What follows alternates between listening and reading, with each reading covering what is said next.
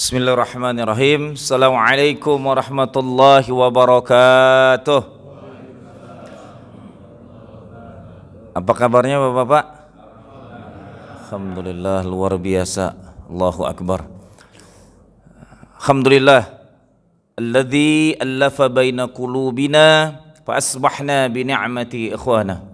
Nahmaduhu billah wa nashkuruhu 'ala Allah wa na'udzu billah min sururi anfusina wa min sayyiati a'malina.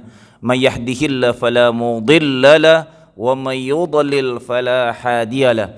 Asyhadu an la ilaha illallah wahdahu la syarika lah irghaman liman jahada bihi wa kafar. Wa asyhadu anna sayyidana wa maulana Muhammadan abduhu wa rasuluh la nabiyya wa la rasula ba'da.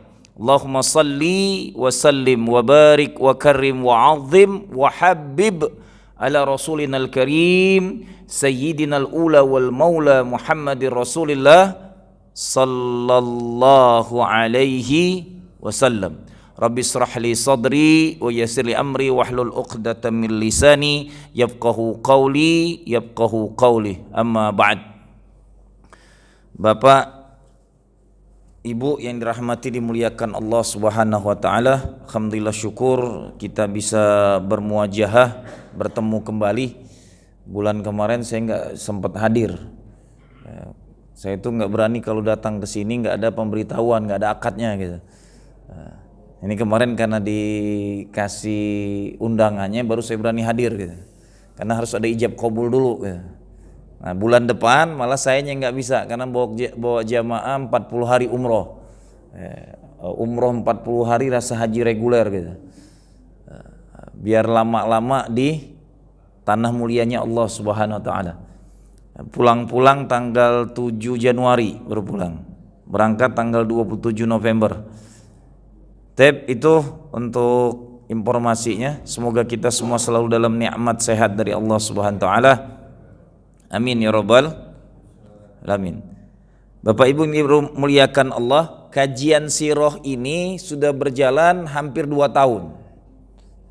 Yang saya cuma mengingatkan dari awal adalah mohon mengkaji sirah, jangan hanya mungkin sebagian kita punya buku ini. Kalau nggak punya juga kualat nanti dan kebangetan gitu.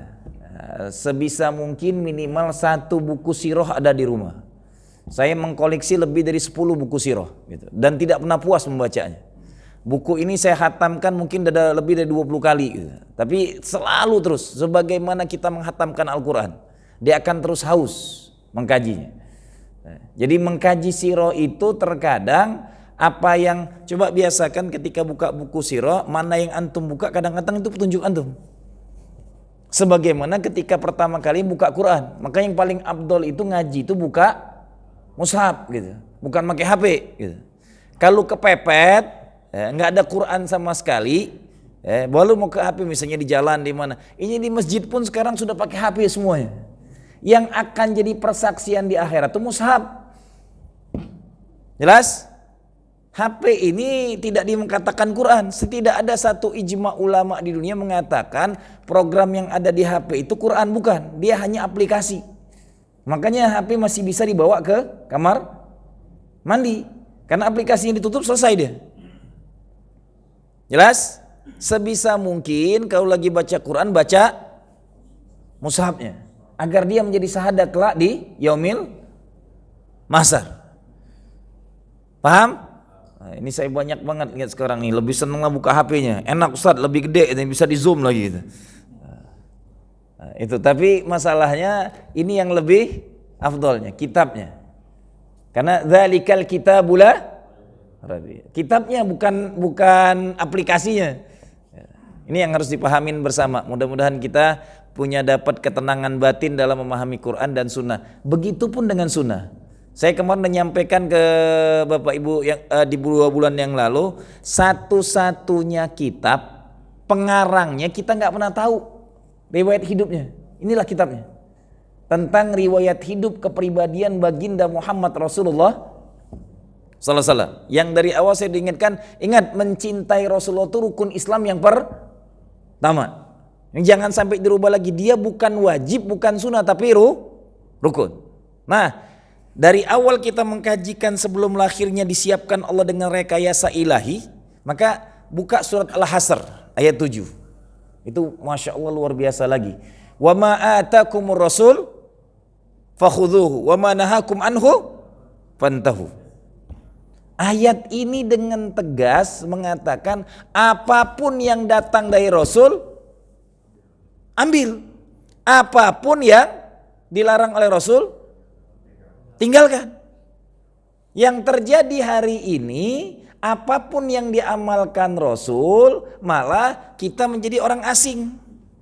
Banyak gak kenal. Kemarin kita kajikan baru sebagian aja terkait dengan bab Tibun Nabawiyah.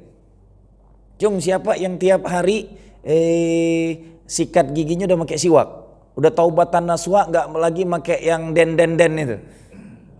Cung, oh kan? Wa ma atakumur rasul fakhudhu. Siwak saja itu lebih abdul daripada antum pakai sikat gigi yang dari plastik gitu. Kayu ini ada zat-zat, kalau saya sering gael-gael digigitin itu ada enzimnya. Sampai kadang-kadang mulut tuh getir. Dan itu gigi yang bersiwak itu tahan sampai 400 tahun gak tanpa bolong sama sekali. Bayangin antum sudah make odol tiap hari masih bolong juga gitu. Dan dipercaya dibeli terus lagi bego itu. Halo? Benar? Benar gak? Siapa yang sekarang giginya gak bolong? Bayangin antum Rasulullah di zaman Rasul gak ada dokter gigi. Hari ini makin banyak dokter gigi, makin banyak yang sakit gigi, kan gak masuk akal gitu.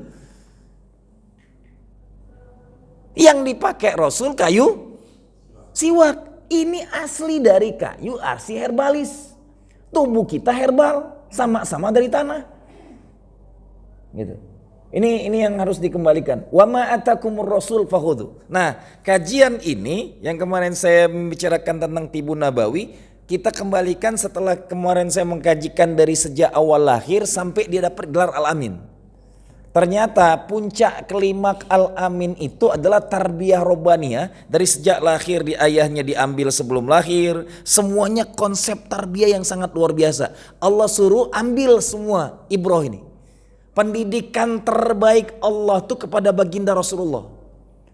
Nggak gampang-gampang saudaraku yang rahmati Allah. Harus tinggal di kampung terasing, Taif kesana lagi 35 sampai 40 kilo lagi dari Taif. Lebih dingin lagi dari kota Taif. Naik lagi ke atas. Kampung ibu yang menyusuinya Halimatus Sa'diyah. Jadi kalau dihitung jaraknya hampir 200 kilo dari kota Mekah. Dengan suasana dingin dan pegunungan, daerah yang sangat nyaman dan asri. Dan tinggal di sana. Terus dididik nanti oleh paling sukses mendidiknya pamannya. Dan bukan sembarangan mendidiknya, dari cara hidup, adab, berdagang semuanya lengkap. Sampai ketika umur 35 tahun tuntaslah urusan dunianya, mendapatkan gelar Al-Amin. Al-Amin itu gelar yang sangat sempurna yang dapat dipercaya. Bukti dia tidak pernah dusta, tidak pernah bohong, tidak pernah nyakitin orang, dagangannya sangat benar banget gitu.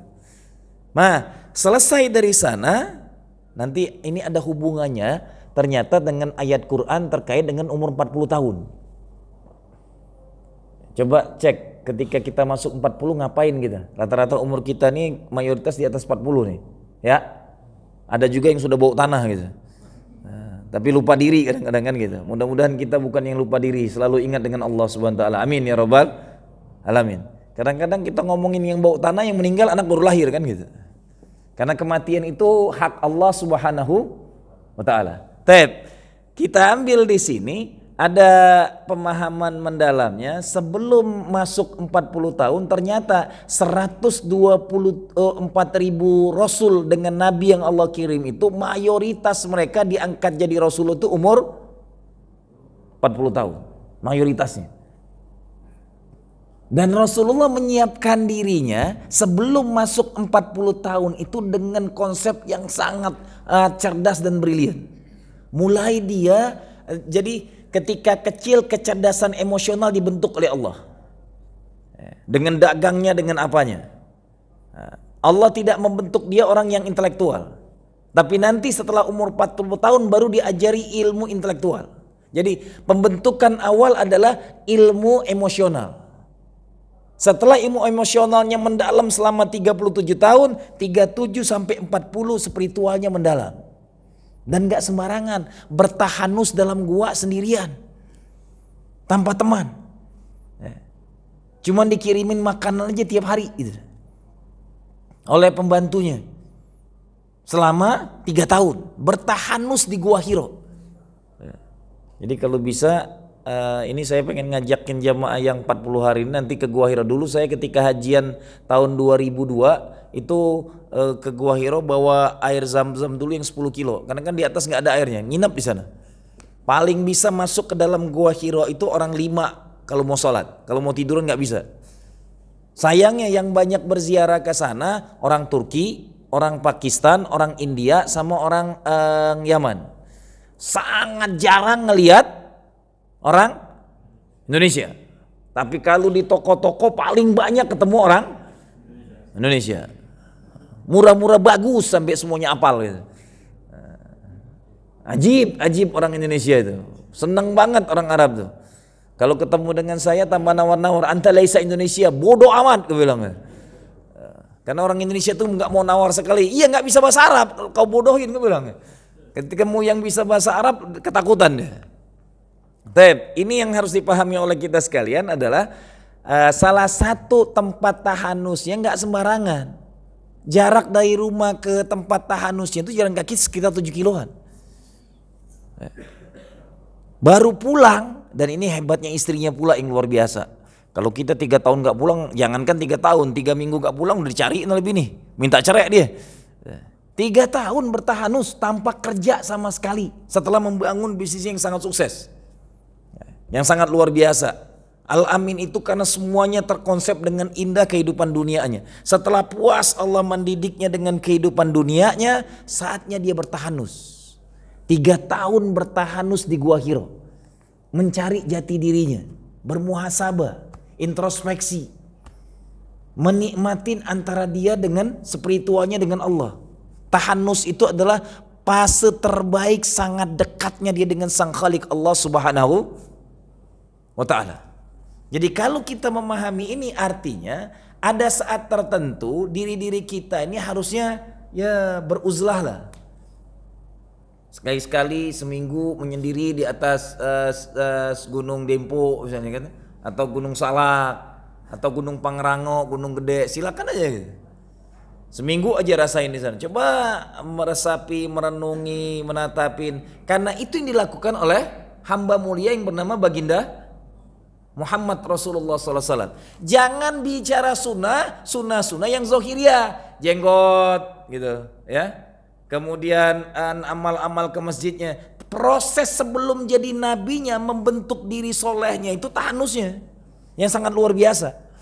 Tapi ini nanti kita wah itu sunnah sebelum jadi nabi. Semua Rasulullah itu bentukan Allah. Dari sebelum lahir sampai dia meninggal, nabi ini benar-benar kulikurum Rabbani. Dibentuk, dibangun, dibina, dibimbing dari sebelum lahir sudah didampingkan oleh malaikat. Lihat, kalau kita pengen mengatakan sebelum jadi nabi nggak bisa dicontoh. Lah, umur 4-5 tahun aja harus dioperasi, dibedel oleh malaikat Jibril. Belum jadi rasul. Saking dijaga oleh Allah. Bukti Rasulullah itu bentukan Allah yang paling sempurnanya nabi. Jadi kalau kita sebagai umatnya yang diperintahkan dalam surah Al-Hasr, wa ma atakumur rasul fakhudhu. Apapun yang datang dari Rasulullah, ambil. Ini mengingatkan ana dengan antum, catatan di sini tolong diingat, umur 40 dalam Al-Qur'an surat Al-Ahqaf ayat ke 15 apa 16?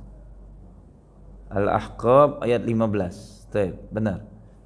Wa wassaynal insan biwalidayhi ihsana hamalathu ummuhu karhan wa wada'athu karh wa hamalathu wa fisaluhu 30 syahran hatta idza balagha ashuddahu wa balagha 40 sana qala rabbi auzi'ni an ashkura ni'mataka allati an'amta alayya wa ala walidayya wa an a'mala salihan taradah wa aslah li fi dhurriyyati inni tubtu ilaik wa inni minal muslimin. Masya Allah, 40 tahun setelah tahanus 3 tahun diangkat jadi Rasul. Ternyata proses kematangan seseorang itu Allah sebut dalam Al-Quran umur 40. Lihat di sini, wasainal insan, kami wasiatkan. Lihat bahasa Allahnya wasiat. Kami wasiatkan kepada manusia biwalidaini ihsana. Wasiat Allah kepada kita semua harus selalu berbuat baik kepada kedua orang tua. Ini wasiat. Jangan dianggap sepele kalau udah yang mewasiatkan Allah Subhanahu wa ta'ala. Sebagaimana setiap kita disunnahkan oleh Rasulullah, diperintahkan oleh Al-Quran untuk berwasiat sebelum meninggal. Jadi wasiat itu perintahnya Al-Quran. Kalau antum meninggal nggak ada wasiat sama sekali, nggak Qurani. Karena yang memerintahkan adalah Al-Quran. Saya wasiatkan harta saya ini dibagikan gini. Tapi yang boleh antum bagikan untuk wakaf, untuk infak, untuk sodako, untuk anak yatim, untuk anak angkat maksimal hanya 1/3. Sisanya milik ahli waris. Di luar itu wasiat apapun batil. Terkait dengan harta. Selain dengan harta, tafadhol, bebas antum berwasiat. Tapi perintah Al-Quran sebelum meninggal orang-orang yang ngerti hukum syariat, wasiat itu perintah Al-Quran. Allah pun berwasiat di sini. Kami wasiatkan kepada manusia biwalidai ihsana, untuk berbakti kepada kedua orang tuanya. Jadi berbakti kepada orang tua itu bukan dalam makna orang tuanya harus baik dulu, harus ngasih ini, itu enggak. Apapun yang terkondisi dari orang tua kita, perintah Al-Qur'annya wabil walidaini ihsan. Hamalathu ummuhu karhan wa wada'athu karhan, yang membawa dia hamil dalam keadaan lemah dan makin menjadi-jadi. 9 bulan hamil wanita itu sakit yang sangat menderita. Bahkan saya menemukan dari keluarga saya sendiri ada yang sampai 9 bulan harus diopname. Sampai dia baru pulang itu bulan ke-8 mulai segeran. Saking menderitanya, ada yang sampai hamilnya tersiksa batin dan fisiknya. Begitu dahsyatnya hamil itu. Makanya salah satu jihad tertinggi wanita adalah hamil. Bilang jihad tertinggi, anaknya cuma 2 tapi kan gitu. Anak aja miskin, gimana lagi yang lain kan gitu. Halo, orang kaya tuh banyak anak. Jadi kalau cuma anaknya 2, mobilnya banyak, nggak ada artinya gitu. Yang disunahkan tuh anak yang banyak. Lihat aja yang punya anak 2, anak 3 udah gede-gede, baru kuliah aja rumahnya udah sepi. Tinggal suami istri aja celenguk gitu. Benar? Kuliah mulai misalnya anak-anaknya kuliah, rumah itu udah gak ada orangnya lagi. Setelah tamat kuliah belum tentu balik lagi dia. Langsung nikah, langsung segalanya. Ternyata baru setelah tua ternyata anak 2 itu, tapi saya ngomongnya udah tua baru ngomongnya kurang gitu. Coba dulu ngomongnya kurang gitu. Mau nambah biang kagak berani kan gitu. Bukan itu bahasan kita. Wa hamalatu wa fisalu 30 syahran hatta idza balagha ashuddahu wa balagha 40 sana, sampai dia baligh, kemudian sampai dia berumur 40 tahun. Qala rabbi auzi'ni an ashkura ni'mataka allati an'amta alayya, dan berkatalah diri-diri ini.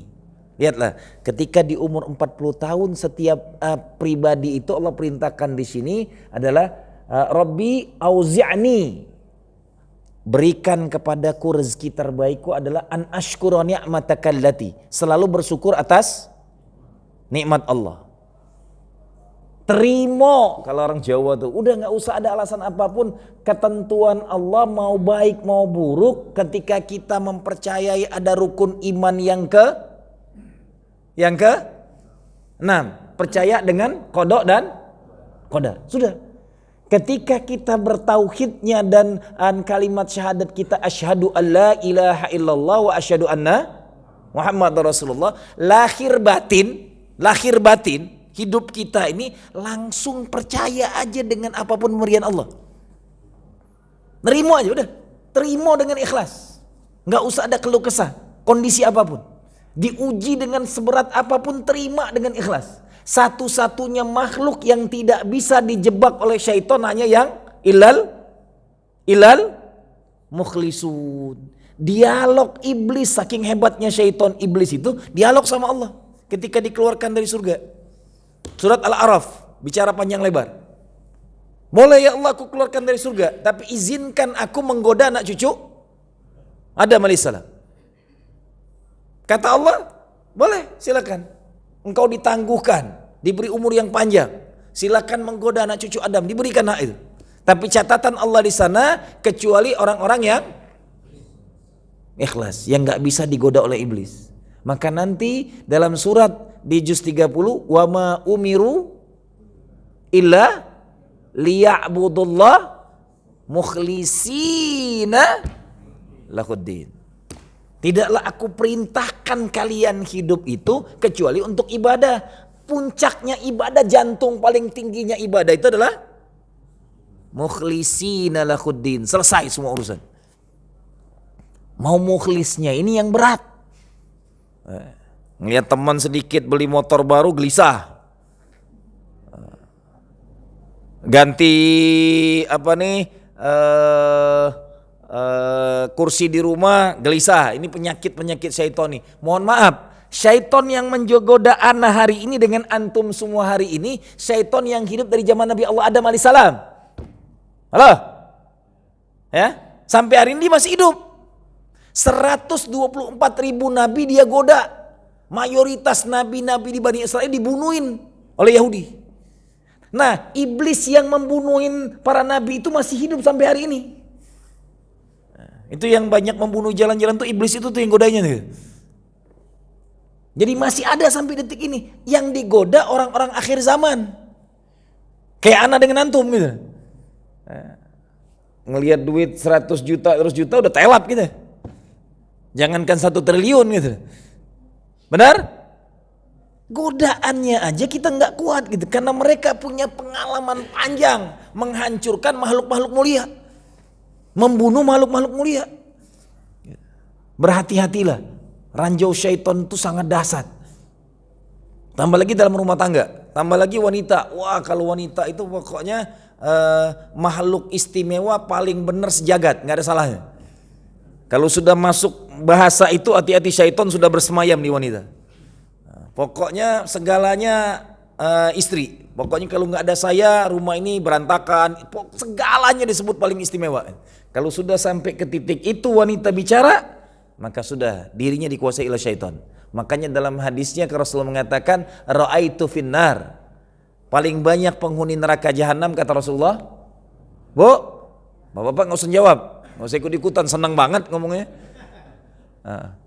Bu, paling banyak penghuninya wanita. Ingat-ingat aja pulang ini, banyak-banyak sujud ke suami. Bu, kalau pengen cepat masuk surga, tiap bangun tidur langsung cium jidat suami. Habis itu cium rekeningku. Aku minta ridhomu. Setiap hari yang dipinta ke suami ridhonya. Ketika meninggal suami ridho, bila hisab bila azab. Nikmatnya wanita meninggal ketika suaminya ridho, tidak akan kena azab kubur. Jelas, Bu? Saya kemarin lagi nganter jamaah umroh di bulan Oktober kemarin. Ya.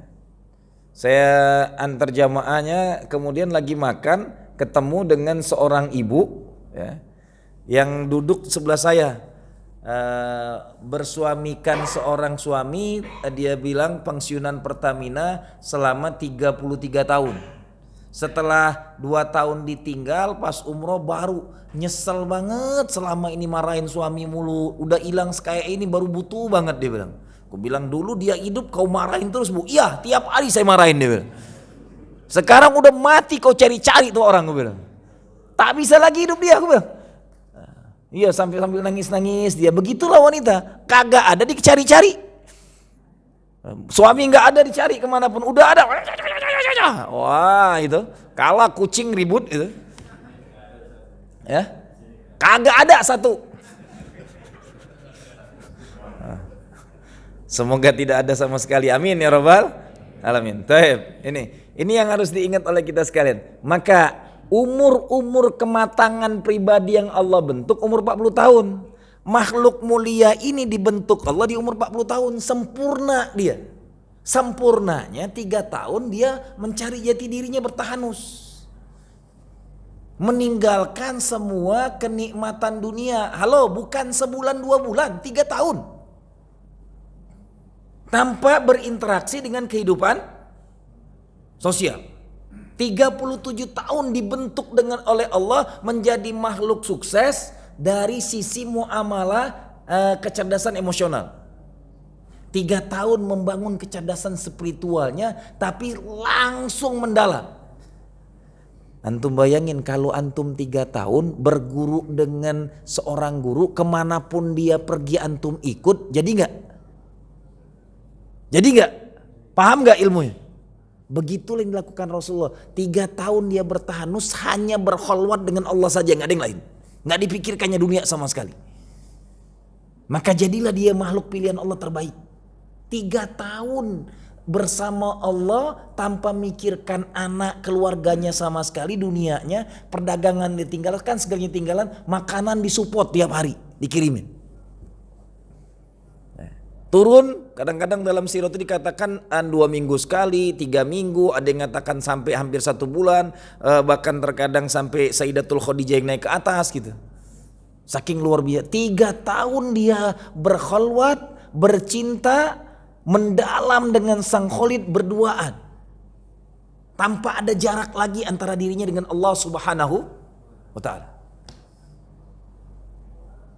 Antum belajar di satu pondok 3 tahun menjadi khodimnya seorang mudir, kemanapun dia pergi kita ngikut ceramahnya, kajiannya, kecuali berpisah di kamarnya saja. Itulah yang dilakukan oleh Abu Hurairah selama 3 tahun. Abu Hurairah itu ketemu Rasulullah di tahun ke 6 Hijriah. Enggak lama. Aslinya orang mana Abu Hurairah? Orang? Ada yang tahu? Taif. Hurairah itu bukan Abu Hurairah, dia ke Abu Hurairah itu karena hobi dengan miara kucing, dimasukin di kantongnya, dibawa kemana-mana gitu.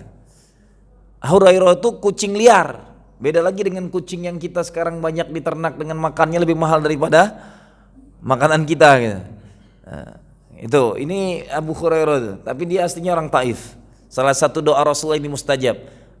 Ketika dizolimi orang Taif, hasilnya adalah Bapak Ahlus Sufa, ketua Masjid Nabawi yang ngurusin orang-orang yang tidak punya tempat tinggal adalah Abu Hurairah. 3-4 tahun dia tinggal dengan Rasulullah, jadilah perawi hadis terbanyak karena kemanapun Rasulullah pergi dia ikut, kecuali Rasulullah masuk ke rumah istrinya saja. Selebihnya kemanapun Rasulullah pergi ikut. Begitulah ketika kita ngambil sirah Abu Hurairah. Sekarang Rasulullah bertahanus, berkholwat, bercinta, berkasih dengan sang Khalik Allah Subhanahu wa ta'ala selama 3 tahun. Pembentukan diri luar biasanya tahanusnya. Maka terkadang ternyata coba kalau kita tahajud sendirian aja, matikan lampu, punya tempat khusus musola di mihrab sendiri, sambil diresepin, itu udah nikmat banget. Padahal cuma sejam atau setengah jam. Tambah lagi kalau bisa 1 minggu ninggalkan semua kenikmatan dunia. Makanya salah satunya amalan tahanus Rasulullah itu akhirnya diabadikan dengan iktikaf di 10 hari terakhir bulan Ramadan. Karena itu amalan tahanus Rasulullah yang berkepanjangan. Bertawakuf selama 10 hari. Orang Indonesia 10 hari itu bukan tawakuf di masjid, tawakuf di jalanan. Mending kalau di mall, pada pulang mudik, itikafnya di jalanan sampai macet-macet nanti jalan. Jelas? Silaturahmi Ustaz lebih penting. Lah, hari 10 itu lebih penting itikaf. Karena syar'i bimbingan dari baginda Rasul. Salahnya antum ngapa mau baru silaturahmi di ujung Ramadan kan gitu. Kayak nggak ada waktu lain gitu. Waktu terbaiknya dengan Allah kita lepaskan. Cuman 10 hari. Nabi Allahnya bertahanus beritikaf dengan Allah selama 3 tahun. Tolong diingat, ini salah satu bentukan Allah kepada makhluk mulia. Maka bahasa saya tadi, rangkuman awalnya, wa ma atakumur rasul fakhudhu. Apapun yang datang dari Rasulullah, ambil, telan mentah-mentah, gak usah ditanya lagi. Tidak ada satupun yang Allah datangkan kepada baginda Rasulullah yang jelek sama sekali. Semuanya kemuliaan, kebaikan, keindahan, dan kenikmatan yang tidak tara. Bentukan robania yang terbaik, apapun dia yang datang dari Rasul, ambil. Maka sama kayak saya kemarin bilang, ente kena darah tinggi, setiap hari konsumsinya daging, enak aja kambing disalahin, sapi, bakso sapi, randang sapi, gulai sapi, dendeng sapi, steak sapi, tunjang sapi. Nanti ketika antum udah tiap hari makan sapi selalu, pas kena darah tinggi, ada hajatan akikahan, gak setahun sekali akikahan, gak boleh makan kambing, balelo gak kita itu? Yang diperintahkan motong sapi dalam Al-Quran surah Al-Baqarah siapa? Halo? Bani? Antum Bani Israel apa Bani Muslim? Halo? Hah? Kenapa makannya sapi gitu? Mohon maaf sekali lagi, ini yang otak kita kadang-kadang nggak nyambungnya. Apa nih, daging paling banyak penyakitannya itu sapi. Dikasih konsentrat. Tahu antum isi konsentrat apa aja? Sampah-sampah dari apa nih? Teri, kepala ikan gitu. Diaduk jadi konsentrat, dikasih nanti dengan ampas tahu, dicincang pula dengan rumput gajah, diaduk-aduk, dimakankan. Sapinya beratnya 600 sampai 1 ton. Itu yang dipotong tiap hari dimakan oleh kita. Kambing yang tiap hari masih original di negeri ini, bisnis yang gak dilihat orang lain, yang ada di kampung-kampung diternakin oleh warga di kampung-kampung, diaritin. Makanya masih original dari herbal.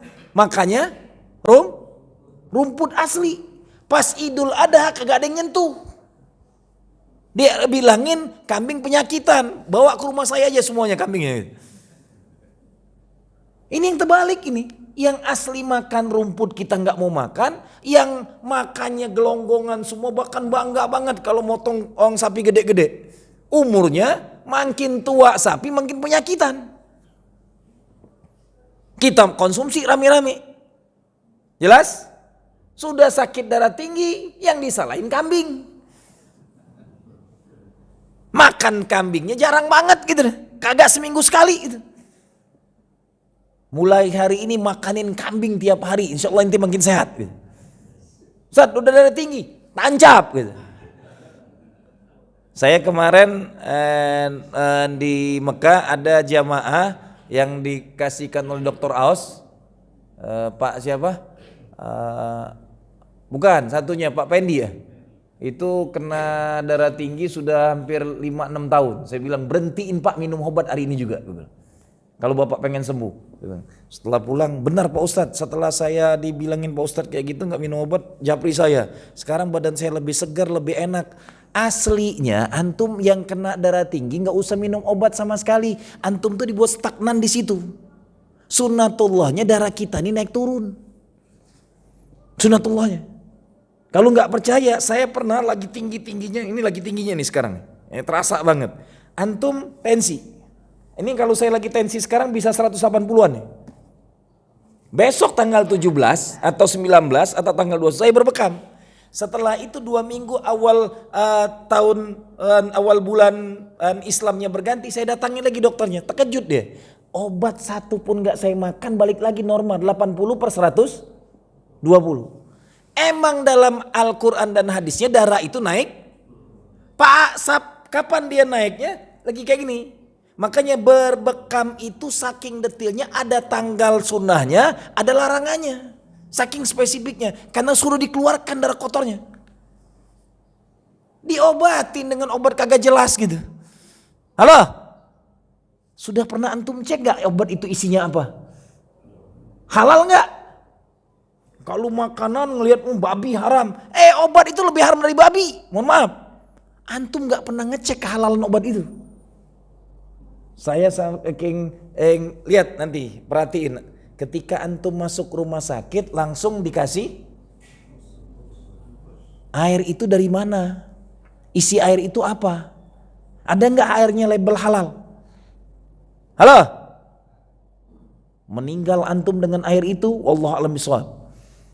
Nikmat kubur atau azab kubur nanti? Saya bukan nakut-nakutin nih. Cuman emang nakutin banget gitu. Lah ini fakta. Fakta yang kita rasakan hari demi hari, bahkan antum faktanya sekarang kita lihat negeri mayoritas muslim, rumah sakitnya milik siapa? Halo? Yang punya rumah sakit siapa? Hah? Orang-orang kafir semua. Yang kaya raya. Kalau makan pengen cari yang halal, kalau bisa ada label halalnya, obat-obatan kita nggak pernah periksa lagi. Main percaya aja. Tambah lagi kalau datangnya ke dokternya jenggotan, udah siko aja. Waduh kacau balau kita. Yang disuruh langsung percaya itu wa ma atakumur Rasul. Makanan yang paling disukai Rasulullah itu kambing. Besok setiap pesta adain kambing aja. Nikmat banget gitu. Ketika antum makan kambing dapat pahala sunnah. Jangan dianggap sepele karena itu makanan baginda Rasulullah sallallahu alaihi wasallam. Jadi apapun yang datang dari Rasul dalam kondisi apapun gak usah ditanya lagi, tinggal amalkan aja. Semuanya penuh keberkahan dan manfaat. Satu-satunya nabi yang ketika hidupnya tanpa punya penyakit, tanpa punya apapun, karena kehidupannya herbalis semua. Dari sisi kesehatan, dari sisi kepribadian dengan Allahnya, masya Allah. Puasanya sampai hari ini nggak ada tandingannya. Puasa Rasul itu bukan puasa Daud, bukan puasa Senin Kemis, bukan puasa Ayamul Bid. Puasa Rasul namanya puasa udah saya jelaskan sebulan yang lalu. Puasa wisol. Puasa Rasul itu nyambung kagak buka puasa sama sekali. Saya puasa sekarang nih. Ya, sahur tadi minum air hangat gitu. Niat puasa hari ini. Nanti maghrib Rasulullah tuh nggak berbuka puasa, langsung nyambung. Bahkan terkadang dalam sirah sampai Rasulullah berpuasa itu kadang 3-4 hari nggak batal sama sekali. 3-4 hari puasa siang malam. Itu amalan Rasulullah. Dan ternyata makin dicek, setiap kercuk Rasul ganjil dengan batu. Ternyata setiap kita ngerasakan kelaparan kercuk, disitulah enzim-enzim menggerogotin dari tubuh kita segala penyakitnya itu. Makanya tubuh Rasulullah tuh dari mulai dia bujang sampai dia tua nggak pernah kekurusan, nggak pernah kegemukan. Dia tahu kadar tubuhnya saat kapan dia makannya enak banget, tapi ketika dia puasanya tanpa batal sama sekali. Disitulah hadisnya sumu tasihhu. Puasalah agar kamu sehat. Puasanya bukan kita, puasa dari pagi, maghribnya ngembat, apapun di. Tenang aja, azan kalau maghrib di sini 20 menit, embat aja dulu. Perut nahan 12 jam lebih, hampir 13, langsung diembat pakai nasi. Pas kena sakit diabetes, nyalain diabetesnya. Elonya makannya nasi mulu gitu. Buka puasa pun langsung diembat gitu. Pankreas yang tadinya istirahat panjang disuruh kerja keras. Makanya pas sholat, amin. Mangap mulu dia. Baca Quran ngantuk, kenapa ya banyak iblisnya? Bukan masalah. Masalahnya makanan ente yang bermasalah. Kenapa habis subuh banyak kita masih bisa segar? Karena belum, yang udah sarapan bahaya nih biasanya. Makanya kalau sudah sahur, dengar ceramah subuh pasti langsung sami'na. Benar? Benar? Karena antum makan nasi subuh-subuh. Ruang ber-AC. Saya sekali lagi ngomong, nasi itu paling cocok untuk kuli bangunan, untuk abri-abri manunggal, untuk abri palang pintu paling benar. Antara yang keluar dengan masuk tawazun dia. Lah antum makan nasi 2 piring, lauknya cuman 1/8, nambah lagi sudah 2 piring, uduk tambah lagi. Wah, pagi-pagi nasi uduk. Orang Betawi belum makan nasi uduk belum hidup di hari itu. Dibetulin pula kan gitu. Udah nasi kadar airnya paling tinggi dicampur dengan santan pula. Wassalam lah hidup ini gitu. Pagi-pagi lagi enak banget makannya. Habis itu masuk kantor, di kantor ruangan ber-AC. Kerja. Pagi-pagi nasi uduk, udah mulai jam 9 tuh mata gini-gini. Satu melek, satunya mejem sudah. Udah kagak tahan lagi dia. Ini mulai ketawa-ketawa yang ngerasa nih. Yang merasakan fakta itu. Nanti pensiun kena penyakit diabetes. Iya ya, karena apa? Salahin semua hal disalahin. Kita nggak sadar diri menzolimi hak tubuh-tubuh kita ini. Di umur 58 sampai ke umur 60, hampir 45 tahun saya baca sirah di kitab Bukhari itu, Rasul puasanya wisol. Rasul itu tuh kan jalan kaki. Makanya saya ngambil olahraganya setiap hari 10 kilo. Nanti hadisnya lihat, Rasulullah itu ketika berjalan dengan siapapun, sahabat itu ngerjainnya kayak berlari. Itu kata Abu Hurairah. Saking cepatnya jalan Rasulullah. Antum nanti ketemu jawabannya apa? Setiap habis subuh kerja Rasulullah tuh ngiderin kota Madinah. Datangin pasar yang diwakafkan oleh beliau, ngecekin para sahabatnya. Baru pulang jam 9, jam 10. Datang ke rumahnya, nanya ada makanan kagak? Ketika nggak ada, langsung kita pulang kagak ada makanan, habis bini. Gue udah capek-capek nyari duit, lo kagak nyiapin makan. Bayangin istrinya bukan 1 2. Berapa istrinya? 9 sampai 12 dalam satu waktu. Kagak ada makanan. Langsung puasa, nggak marah-marah deh. Buat dia makin sehat. Ini ngomong ke bininya, lu nyuruh gua mati puasa dulu mulu. Nauzubillah min zalik. Sumu tasihhu. Puasalah kamu agar sehat. Dan saya menikmatinya.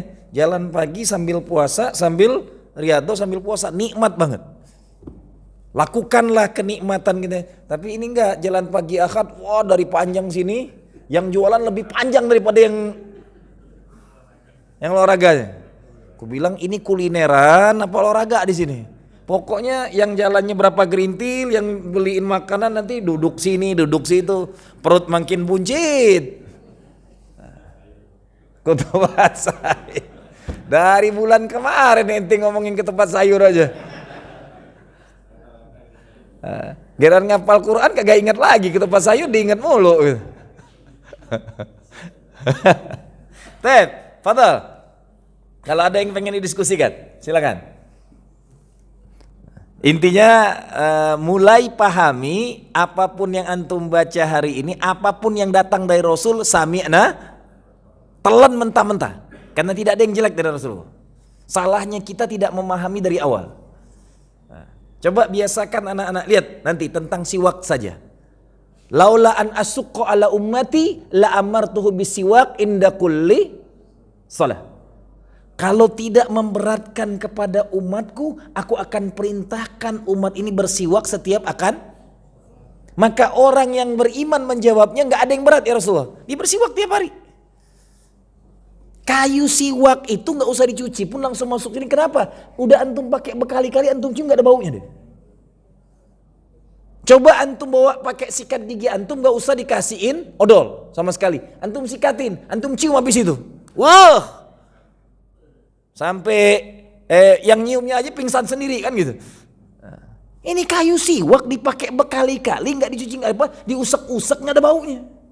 Saking dahsyatnya amalan baginda Rasul. Halo, jangan diem baik gitu loh. Ini penting banget, hal-hal dari yang sepele kita amalkan dari amalan Rasul berakibat keberkahan hidup kita makin panjang. Jelas? Wallahu a'lam bishawab. Baik. Silakan kalau ada yang ditanyakan. Fadal. Waalaikumsalam warahmatullahi wabarakatuh. Mengenai konsep muhsin dan ikhlas itu tingkatannya mana yang lebih tinggi, dalam arti kan kemarin kita mengkaji muhsin untuk Ustadz yang ada di sini. Kemudian Pak Ustadz konsep mukhlis. Nah, sebagai jemaah kita kan masih meraba-raba, dalam arti kita tingkatannya udah sampai mana nih, muhsin atau mukhlis, atau kan kalau mutakin udah paling top ya. Nah, ini menurut Ustadz gimana komparasinya? Baik muhsin maupun mukhlis. Ya, kalau itu yang ditanyakan tidak ada komparasi. Dalam Islam itu memahamkan nanti dibagi dua. Ini yang ini yang hasanah. Derajat terendah itu muslim. Derajat terendah muslim. Di bawah, di atasnya muslim mukmin. Di atasnya mukmin muhsin. Di atasnya muhsin mukhlis. Di atasnya mukhlis muttaqin. 5 ini derajatnya. Jadi paling rendah itu muslim. Ya, belum dikatakan muslim, belum menyempurnakan rukun Islam. Bangunan Islam itu dibangun karena 5 perkara. Rumah Islam itu dibangun dengan 5 perkara, itu baru muslim. Jadi yang sudah berangkat haji, yang sudah berangkat umroh, itu baru menyempurnakan rukun Islamnya, baru dikatakan muslim. Selama antum belum haji, belum umroh, belum menyempurnakan 5 rukun, muslim pun belum. Nah, di atasnya muslim, Al-Quran banyak memanggilnya ya ayyuhalladzi amanu. Baru isi rumah itu gemerlap karena al-iman sab'a wa sab'una bid'atan. Iman itu 77 bagian. Makanya ada permadani, ada karpet, ada dapur, ada kitchen set, ada apa. Itu tergantung kualitas iman kita. Semua amalan terbaik itu dilakukan oleh iman. Nah, orang beriman yang paling hebat yang sudah husnuzon, ihsan itulah. Nggak pernah ada suuzon dengan siapapun, udah terima aja. Itulah orang ihsan. Selalu berpositif thinking. Husnuzon apa aja? Baru masuk kelas ihsan. Nah, kalau sudah sampai di fase ihsan, baru dia bisa masuk ke mukhlis. Udah ikhlas nanti. Karena sudah husnuzon selalu, baru naik dia jadi mukhlis. Setelah dia berhusnuzon selalu, ujungnya terima aja apapun. Antum bayangin kelasnya Rasulullah itu mutakin pun di atasnya. Lihat aja, dizolimin, ditimpukin kotoran binatang segala, malaikatnya marah, dia kagak marah. Gitu. Ketika di Taif, dizolimin bertahun-tahun, ya. Berpuluh-puluh tahun dari sejak diangkat jadi Rasul tahun ketiga kenabian, mulai berdakwah terang-terangan sampai tahun 7 Hijriah. Perang sesama dengan orang kampung halamannya sama paman-pamannya. Ketika penaklukan Mekah anti klimaks. Ada nggak ini bunuh? Satu pun nggak ada. Luar biasa memang makhluk satu ini, masya Allahnya. Siapa yang masuk Masjidil Haram dia akan selamat. Yang masuk rumah Abu Sufyan, ini didengkot orang paling banyak menzolimi Rasul. Langsung telap, nggak berani ngomong apa-apa lagi tuh orang. Setelah itu nanti di perang Hunain dikasih ghanimah paling banyak lagi Abu Sufyan gitu. Sampai orang-orang Ansor ribut gitu. Karena dia pengen membangun kepribadiannya itu nggak ada dendam. Hari ini yang kita bangun setiap hari itu adalah dieksploitasi oleh Yahudi, dendam sesama kita mulu. Mohon maaf, menyakitin tetangga saja tidak dikatakan orang beriman. Tetangga antum mau muslim mau kafir, man kana yu'minu billah wal yaumil akhir falyukrim jaruhu. Barang siapa beriman kepada Allah dan hari akhir, muliakanlah tetangganya. Tetangga ente mau muslim mau kafir terserah, muliakan. Yang sekarang terjadi bermusuhan dengan tetangga. Benar? Kadang-kadang ada yang gak teguran sama sekali. Kalau sudah ngelihat tetangga, lebaran ke lebaran, lebar semuanya. Gitu. Nah, jangankan mau fase mukhlis, ihsan aja udah enggak, beriman aja pun enggak gitu. Orang yang enggak berteguran dengan tetangga walaupun dia ahli masjid, lam yu'min. Jelas? Tambah lagi sesama muslim. Mencaci maki seorang muslim sama dengan mencaci maki umat Rasulullah.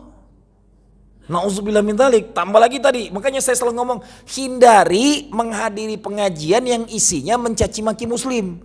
Dikit-dikit bid'ah, ini jelek, ajarannya macam-macam dijelekin semua. Nauzubillah min dzalik.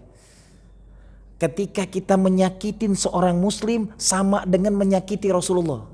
Makhluk yang paling mencintai umatnya ini adalah baginda Rasul. Saya kemarin menyampaikan, coba ada nggak makhluk yang hari ini hidup, yang kita kadang-kadang banyaklah egoisnya kita ini, diberitahu ketika akan menguburkan istrinya dikasih kain kapan, dikasih kabar di situ. Ini kain kapan untuk istrimu, ini untuk anakmu Fatimah, ini untuk cucumu Hasan dan Husain, yang kelak mereka akan mati dibunuh semuanya. Satu mati di Karbala, satu mati dibunuh di kota Kufah.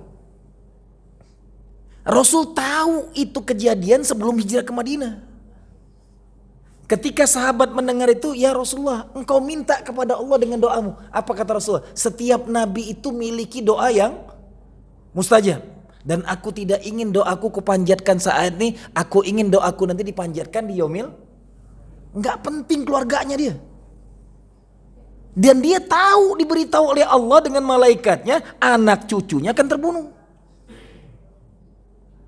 Saking luar biasanya nih makhluk ini, gak ada duanya di muka bumi. Seikhlas itu sampai saking dia sayang ke umatnya ini. Sayangnya Rasul ke kita itu melebihi dia sayang kepada keluarganya. Maka siapapun yang menyakiti umat Muhammad, maka dia mencakitin baginda Rasulullah SAW. Ini yang mula harus didoktrin di otak kita. Jelas, Bapak? Saya masih bingung antara muslim mukmin. Nah sekarang kan mu'alaf itu rame, dalam arti jadi booming karena mereka mukmin dulu baru muslim, karena dia menggali, mengkaji dan lain-lain sampai membedah Al-Quran, dia baru beriman, maksudnya percaya, dan dia bersahadat. Nah, konsep mu'alaf dengan kita yang Islam secara tradisional, dalam arti bahwa kita terlahir sebagai muslim. Tetapi kalau konsep mu'alaf, dia mukmin dulu baru muslim. Nah, menurut Ustaz, untuk meyakinkan atau mentadaburi atau mengkaji hal ini seperti apa? Mu'alaf itu jangan diartikan sebelum mereka bersyahadat mereka tidak pernah beriman. Iman itu milik orang yang sudah muslim. Syarat iman itu muslim dulu baru beriman. Jadi belum dikatakan orang beriman kalau dia belum pernah menjadi seorang muslim. Kalau bicara tentang mu'alaf, emang mu'alaf dalam sirahnya orang-orang hebat. Abu Bakar tuh mu'alaf, Umar tuh mu'alaf, Sayyidina Utsman adalah mu'alaf. Anak kecil yang tidak mu'alaf masuk Islam sebelum balik Sayyidina Ali. Sahabat itu mu'alaf semua. Dan mereka sebelumnya kafir, bersyahadat. Emang ada sirohnya para mu'alaf itu orang-orang terbaik di zamannya. Siapa yang bisa menggantikan orang paling bejat di zamannya? Iblis pun buat jalan sendiri, Umar bin Khattab. Tapi ketika jadi khalifah, penaklukannya sampai ke Palestina. Dan dia mu'alaf. Jadi bicara tentang mu'alaf, emang siroh mu'alaf orang-orang berkualitas. Gitu. Jadi jangan ngajinya sekarang kok mualaf hebat-hebat. Emang di zaman Rasul pun mualaf semua. Selesai omongan mualaf. Jadi jangan sampai kita ngerasa wah mualaf nih emang sirohnya mualaf orang-orang terbaik. Antum tahu yang mengalahkan di perang Uhud itu siapa? Yang sampai Rasul kena panah. Siasat siapa itu? Ada yang tahu? Hah? Sahabat yang bernama Khalid bin Walid. Dialah yang membuat siasat perang disengajakan. Disuruhnya seakan-akan kita kalah tinggalkan semua ghanimah gitu. Bukan yang di bukit yang sering kita taikin itu adalah tempat pemanah terbaik Kopassusnya Rasulullah. Gara-gara di tempat perang yang sekarang jadikan masjid dan kuburan itu disitulah semua harta rampasan ditinggalkan oleh Khalid. Setelah tahu sampai pemanah terbaiknya turun semua, kata Khalid, ini siasat kita udah termakan nih semuanya. Tunggang langgang semuanya. Khalid ini yang menyelakai strategi Rasulullah. Tapi nanti setelah hijrah, Khalid lah yang paling banyak membuat penaklukan. Mu'alaf dia. Jelas? Nah, cuman tadi yang Bapak kata, memang ini harusnya memang dikupas habis. Jangan sampai setengah-setengah. Kupas muslimnya, kupas babul imannya. Ketika iman kita sudah sampai al-haya'u minal iman, itu yang terakhir. Malu sebagian daripada iman itu yang ke-77. Di bawah al-haya'u minal yang ke-76-nya adalah mengambil apapun yang menghalangi jalan. Itu adalah bagian daripada iman yang ke-76. Ini sekarang sengaja dibuat polisi tidur kan gitu. Dengan alasan banyak yang ngebut, Pak Ustadz segala lah bodoh amat lah dibuat apapun gitu. Jadi sengaja kadang-kadang emang jalan dibuat padahal sunnahnya apapun yang ngalangi jalan disingkirkan. Besok mudah-mudahan polisi-polisi itu di sini dibongkarin semua kan gitu. Gitu Bapak. Nah, ini baru bab iman. Yang terpanjang dalam amalan kita itu iman. Kalau imannya sudah ngerasakan kenyamanan baru bisa naik kelas ke jadi ihsan. Kalau ihsannya sudah selalu husnuzon dalam semua hal, terima aja dengan husnuzonnya, baru dia akan naik ke sini. Mukhlisin. Makanya la jazaa'a liman yattaqillah ilal jannah. Tidak ada balasan bagi orang yang bertakwa kecuali surga. Karena melewati 4 fase sekolahnya. Fase muslim, fase mukmin, fase muhsin dan fase mukhlis. Baru setelah dia mukhlis, la'allakum tattaqun. Jelas? Tapi emang nggak bisa sesingkat ini, kupasannya harus panjang ini. Kalau saya mau kupaskan lain waktu, nanti biasanya yang sekarang lagi dikajikan sampai ke ihsan, insya Allah nanti masuk ke mukhlis. Nah tinggal tahapan ihsan itu butuh benar-benar dipahami lebih mendalam. Apapun tetap berhusnuzon tadi. Jangankan dengan tetangga yang kafir atau muslim, maka dengan saudara muslim tidak boleh ada caci maki, tidak boleh ada menghinakan, tidak boleh ada kebengisan. Nauzubillah min dzalik. Jelas? Ya, jelas dalam arti kita kan selalu muhasabah, kita ukur diri kita ini pada posisi yang mana gitu. Karena dalam kajian itu kan kecenderungan masuk telinga kanan, keluar telinga kiri. Yang paling tahu diri kita sendiri. Terkadang nggak bisa nilai orang lain. Antum paling ngerasa sekarang ini posisi antum tuh sudahkah ngerasa keislaman kita ini sudah udkhulu fi silmi kafa. Itu dulu muslim yang kafa dulu baru naik ke iman. Sudah kafa belum Islam kita? Kafa itu bukan dalam arti seakan-akan ibadahnya nyunah semua, tapi dengan tetangga sana sini tidak ada teguran, acara jamaah ini dibid'ahkan semua, bukan kafa, itu malah ngerusak Islam. Nah, kafa itu adalah tadi tanpa tekanan apa-apa dia terima dengan nikmatnya berislam dengan kafa itu. Baru masuk nanti. Makanya saya bilang fase keimanan itu iman nanti dibagi. Ada iman secara global 77, tapi ada rukun iman pula gitu. Yang Ada rukunnya pula dalam iman ini yang harus dipahami. Maka tahapannya, kenapa panggilan iman itu tidak di Mekah? 13 tahun di Mekah nggak ada panggilan iman. Karena di sini pendidikannya baru membentuk karakter muslim. Bahkan dalam satu surat Allah mengatakan, yang mereka mengatakan qulu aslamna, qulu amanna, mereka mengatakan kami telah beriman. Tapi kata Allah, walakin qulu aslam walamma yadkhulul imana fi qulubikum. Iman itu di hati masalahnya. Itu perkataan orang-orang Ansor yang ketika mereka baru masuk Islam sudah ngerasa beriman. Langsung ditolak oleh Al-Quran. Qulu aslamna. Mereka baru berislam, belum beriman. Kalau sudah masuk ke dalam hati mereka itu keimanan, barulah dia mukmin. Al-Quran yang membicarakan itu, gitu. Maka saya bilang tadi, kupasan tentang iman ini, masya Allah, kan ayat tentang ya ayyuhalladzina amanu itu lebih dari 200 ayat. Ya ayyuhalladzina amanu, ya ayyuhalladzina amanu. Nah itulah iman.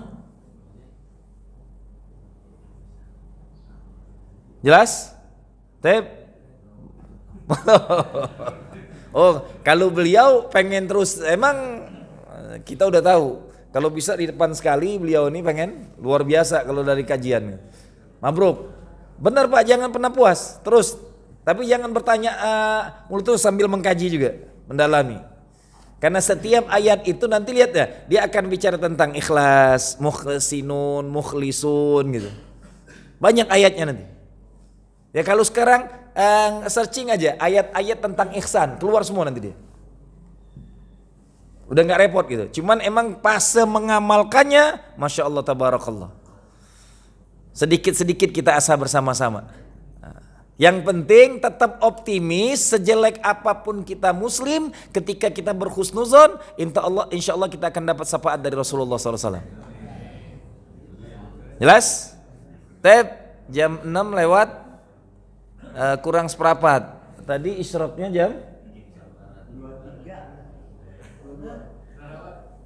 Masya Allah, ini banget ini jam 4 kurang, jam 4 lewat 5 sudah subuh, luar biasa ini. Jam 4.45 ya. Habis isyraq selesai, cerita-cerita langsung lontong sayur. Tuh kan udah keluar duluan lontong sayur itu. Jazakumullah khairan jaza.